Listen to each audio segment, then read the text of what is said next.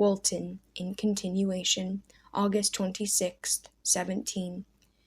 You have read this strange and terrific story, Margaret, and do you not feel your blood congeal with horror like that which even now curdles mine?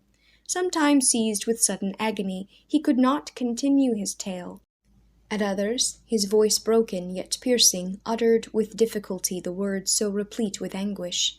His fine and lovely eyes were now lighted up with indignation, now subdued to downcast sorrow, and quenched in infinite wretchedness. Sometimes he commanded his countenance and tones, and related the most horrible incidents with a tranquil voice, suppressing every mark of agitation. Then, like a volcano bursting forth, his face would suddenly change to an expression of the wildest rage, as he shrieked out imprecations on his persecutor. His tale is connected, and told with an appearance of the simplest truth. Yet I own to you that the letters of Felix and Safie which he showed me, and the apparition of the monster seen from our ship, brought to me a greater conviction of the truth of his narrative than his asseverations, however earnest and connected. Such a monster has then really existence. I cannot doubt it, yet I am lost in surprise and admiration. Sometimes I endeavored to gain from Frankenstein the particulars of his creature's formation, but on this point he was impenetrable. "Are you mad, my friend?" said he, "or whither does your senseless curiosity lead you? Would you also create for yourself and the world a demoniacal enemy? Peace, peace! Learn my miseries, and do not seek to increase your own." Frankenstein discovered that I made notes concerning his history. He asked to see them, and then himself corrected and augmented them in many places, but principally in giving the life and spirit to the conversations he held with his enemy. "Since you have preserved my narration," said he, "I would not that a mutilated one should go down to posterity." Thus has a week passed by, while I have listened to the strangest tale that ever imagination formed. My thoughts and every feeling of my soul have been drunk up by the interest for my guest, which this tale and his own elevated and gentle manners have created. I wish to soothe him, yet can I counsel one so infinitely miserable, so destitute of every hope of consolation to live? Oh no, the only joy that he can now know will be when he composes his shattered spirit to peace and death. Yet he enjoys one comfort, the offspring of solitude and delirium. He believes that, when in dreams he holds converse with his friends, and derives from that communion consolation for his miseries, or excitements to his vengeance, that they are not the creations of his fancy, but the beings themselves who visit him from the regions of a remote world. This faith gives a solemnity to his reveries that render them to me almost as imposing and interesting as truth. Our conversations are not always confined to his own history and misfortunes. On every point of general literature, he displays unbounded knowledge and a quick and piercing apprehension. His eloquence is forcible and touching, nor can I hear him when he relates a pathetic incident, or endeavors to move the passions of pity or love without tears. What a glorious creature must he have been in the days of his prosperity, when he is thus noble and godlike in ruin. He seems to feel his own worth and the greatness of his fall. "When younger," said he, "I believed myself destined for some great enterprise. My feelings are profound, but I possessed a coolness of judgment that fitted me for illustrious achievements. This sentiment of the worth of my nature supported me when others would have been oppressed, for I deemed it criminal to throw away in useless grief those talents that might be useful to my fellow creatures. When I reflected on the work I had completed, no less one than the creation of a sensitive and rational animal, I could not rank myself with the herd of common projectors. But this thought, which supported me in the commencement of my career, now serves only to plunge me lower in the dust. All my speculations and hopes are as nothing, and like the archangel who aspired to omnipotence, I am chained in an eternal hell. My imagination was vivid, yet my powers of analysis and application were intense. By the union of these qualities, I conceived the idea and executed the creation of a man. Even now I cannot recollect, without passion, my reveries while the work was incomplete. I trod heaven in my thoughts, now exulting in my powers, now burning with the idea of their effects.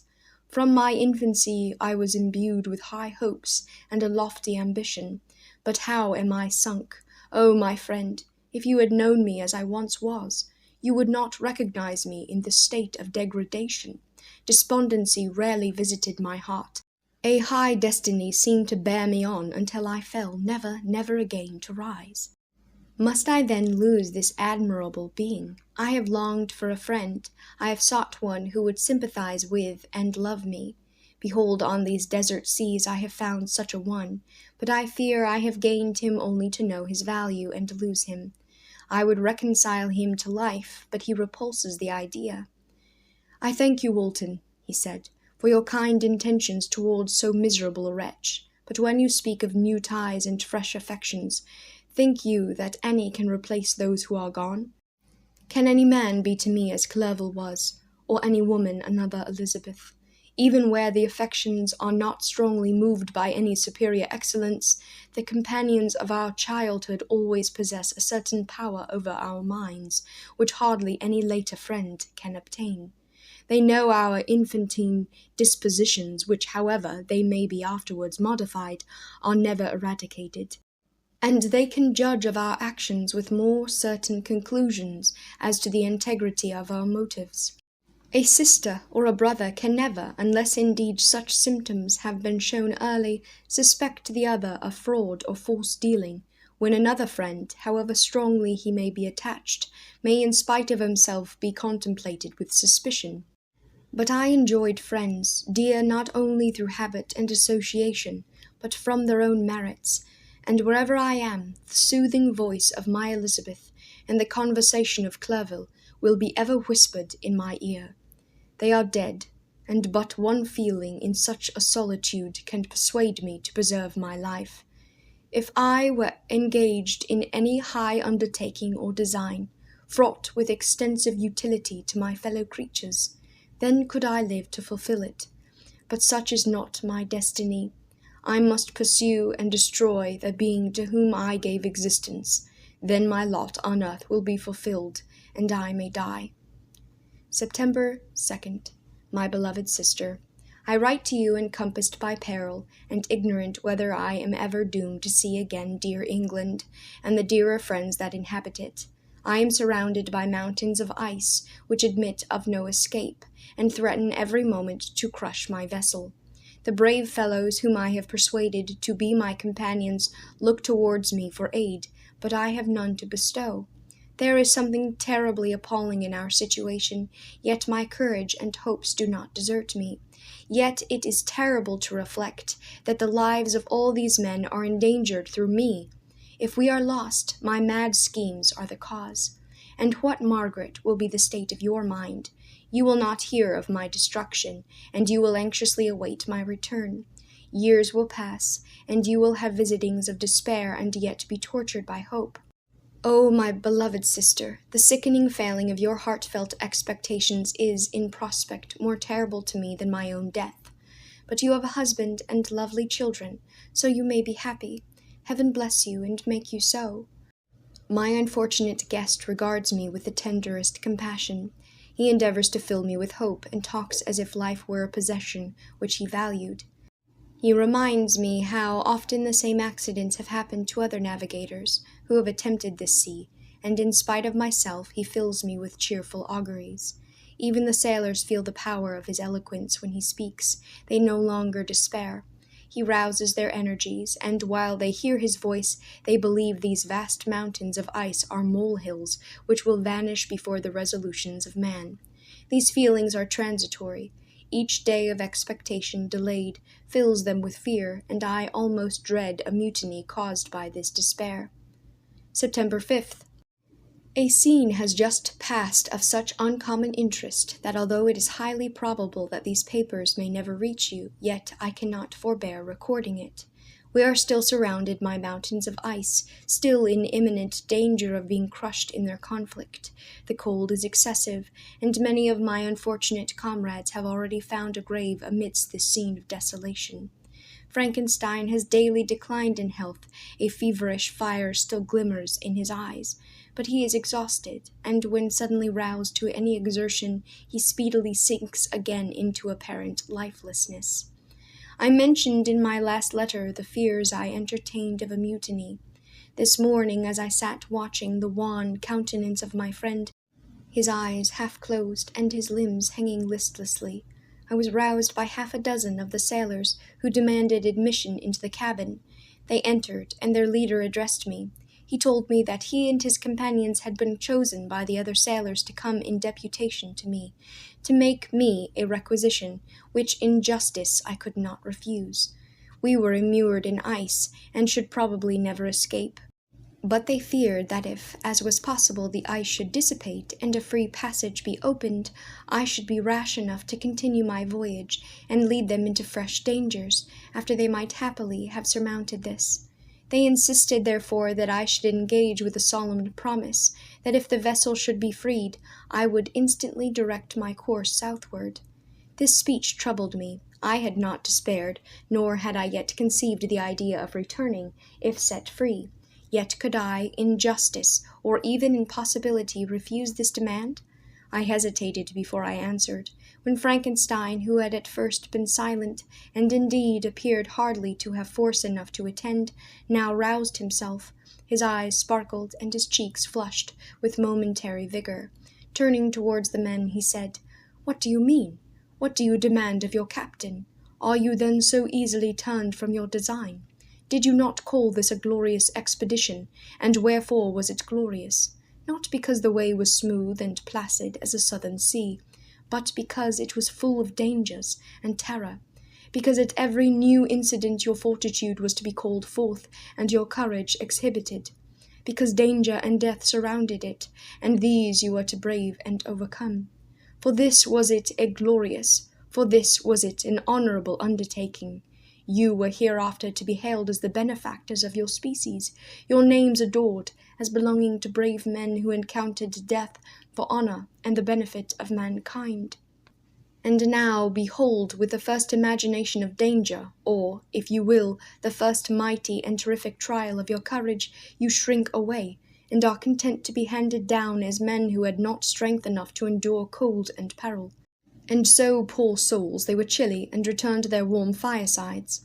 Why, that requires not this preparation. Ye need not have come thus far, and dragged your captain to the shame of a defeat, merely to prove yourselves cowards. Oh, be men, or be more than men. Be steady to your purposes, and firm as a rock. This ice is not made of such stuff as your hearts may be. It is mutable, and cannot withstand you, if you say that it shall not. Do not return to your families with the stigma of disgrace marked on your brows. Return as heroes who have fought and conquered, and who know not what it is to turn their backs on the foe." He spoke with this a voice so modulated to the different feelings and expressed in his speech, with an eye so full of lofty design and heroism, that you can wonder that these men were moved. They looked at one another, and were unable to reply. I spoke. I told them to retire and to consider of what had been said, that I would not lead them further north if they strenuously desired the contrary, but that I hoped that, with reflection, their courage would return. They retired, and I turned towards my friend, but he was sunk in languor, and almost deprived of life. How all this will terminate, I know not, but I had rather die than return shamefully. My purpose unfulfilled, yet I fear such will be my fate. The men, unsupported by ideas of glory and honor, can never willingly continue to endure their present hardships. September 7th. The die is cast. I have consented to return, if we are not destroyed. Thus are my hopes blasted by cowardice and indecision. I come back ignorant and disappointed. It requires more philosophy than I possess to bear this injustice with patience. September 12th.